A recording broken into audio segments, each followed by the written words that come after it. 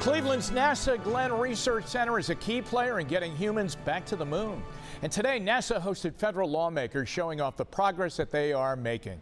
Congresswoman Marcy Kaptur and Senator Portman saw Glenn's role in returning to the moon by 2024 and then to Mars. The White House wants NASA's budget to be increased by $1.6 billion. Portman and Kaptur are confident that the increase will pass Congress soon. The money would be used to develop a landing system to get astronauts to the moon's surface, and that means more local jobs. There will be over 40 full-time equivalent jobs associated with Glenn from that landing system. And by the way, those are civil servants. There could be others. No timetable yet for when Glenn could start hiring for these jobs if that budget bill passes.